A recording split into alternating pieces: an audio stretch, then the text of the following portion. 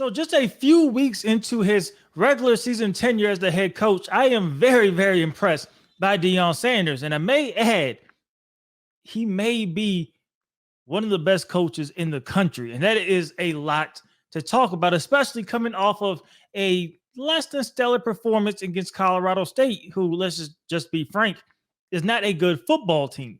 We all expected Colorado to come in, take care of business, either in a blowout win or at least a comfortable win at home against their in-state rivals. Instead, we got a double overtime thriller in which Colorado had to come back to win that game. But it showed the resiliency of his players, and it shows that he is not going to give up, and he's going to try to figure out and adapt to find ways to win. Now, why am I saying Deion Sanders is one of the best coaches in the country?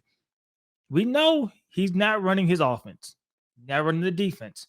But as the head coach, you are the overseer of a program. You are the one that determines the culture that comes with that program. You set the standards and expectations of the players in that program. And Deion Sanders is probably doing it the best in the country right now. And it's super early, and I know a lot of people either love what Deion Sanders is doing in Colorado or you hate it, a very polarizing figure. But nobody could argue the results. He took a 1-11 team, and he's already at 3 wins. That's impressive. Now, granted, we'll see how the teams stack up the next few weeks against Oregon and then against USC. That's going to be, is the team a playoff contending team? I'm not quite sure they are there yet, but you listen to Deion Sanders, he may make you a believer, right? He's going to let you know that's his end game. That is what he's trying to get. He's trying to become a national champion. He does not care about all the other stuff, but all that other stuff is what leads you up to becoming a champion. I don't think you could do that in just one season. But what Colorado is building is something special, something revolutionary, something we have not seen in the college football world for quite some time. The closest to it was Miami back in the late 80s, then early 90s, and then again in the early 2000s, right? USC had a little run where they were, trendy. People loved it. And what did that do for their recruiting classes? They skyrocketed, right? Alabama became the team. I could see Colorado becoming that team as half of the country was awake at 2 a.m. Eastern on a Saturday or a Sunday morning watching Colorado versus Colorado State, who, once again, I have to add, is not a good team. Colorado State is not a good football team. They definitely showed up, and even they were ready. They were pumped up to play against Colorado. Now, coming out in that game, Colorado extremely pressed. You could tell they were pressed. They were trying to make a statement. They did lose Travis Hunter, and I may make a video about that as well, in a unbelievably late hit. I felt like that hit, we've seen people ejected for far worse. I know it's not targeting, but getting hit that late might as well be targeting. So we see him go out with an injury. That is a big hit. You lose the number one player in the country. Any team lost that, it's going to be tough to win. But they were able to win with their backs against the wall. And you can't tell me they didn't do it for the head coach. Because Deion Sanders is getting his troops. He is getting his guys ready. They want to play. And the culture is unbelievable. Now, people said, oh, what are you talking about? When he came in and said, basically, hey, I'm getting you guys out of here. I got my own guys, and it's Louis, right? Got my own baggage. It's Louis. He did. He brought in 50-plus transfers, and they bought into the culture. And the culture is we're going to have swag, we're going to look good, play good, and we're going to win. And you can see what he's doing, right? All those players are bought into the program. Yes, you're going to have the glamour, but you're going to put in the work. And you have both, and you blend that in perfectly, you are going to get what we are about to witness at Colorado. Now, players had to earn their numbers, right?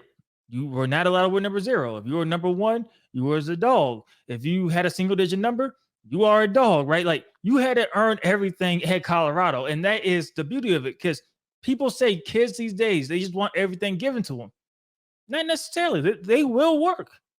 You have to motivate them. And Deion Sanders is doing that. And he's recruiting the players that want to be motivated. And they want, an end goal. They are trying to chase that end goal. And that is what he's doing. And that is why I am again saying he is one of the best head coaches in the country. I'm not saying he's the best offensive coordinator. I'm not saying he's drawing up the best adjustments. He is motivating his guys. That is what the coordinators are for. Their job is to put down the best game plan. His job is to get everybody playing to the best of their ability, making sure the coaches are on their game, the players are on their game, everything is running smoothly. If there are any problems that may arise, he is the guy that's ultimately going to have to handle it. That is his job. And he is doing it great. Having Lil Wayne, that's not attracting recruits to want to come. Having Offset there is not attracting recruits to want to come. The swag is crazy. College game day is in Boulder, Colorado. FS1 loves college. Like, man, we are seeing something truly revolutionary. I really do think what he's doing is special, and I cannot wait to see how this turns out, man. He does have some tough games. And like I said, on the field, it was not good. It did not look pretty. They did win. That Colorado State team, not good. It is an in-state rivalry game, though, so you do have to leave some type of wiggle room there, because we know how rivalry games go. They don't go like any other game. A rivalry game could go either way, because you don't think Colorado State only really had Colorado circled on their schedule? Absolutely. That's all they have. But what Deion is doing is flat out incredible. And I know it's early, and I know I don't have them in my college football playoff picture, but you can see what is building. The we coming is true. And Bryce Underwood, the #1 quarterback in the 2025 class, visiting Colorado, taking pictures with Deion Sanders. The recruiting classes are going to be crazy. Just watch. The team that they're building going to be crazy. And we're about to witness this. This is a season where we have seen probably the most parity in college football in a long time. And Colorado is leading the way in terms of teams that are on the up and up.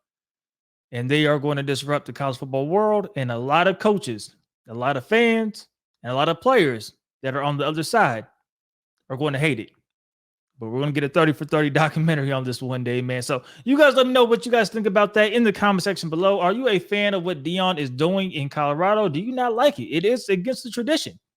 He's not doing it, the old-fashioned way. It is revolutionary. He is doing it, the only way Deion Sanders could do it. But it's effective. But you guys let me know what you guys think about it in the comment section below. It's DLloyd. I'm see y'all next time. Peace.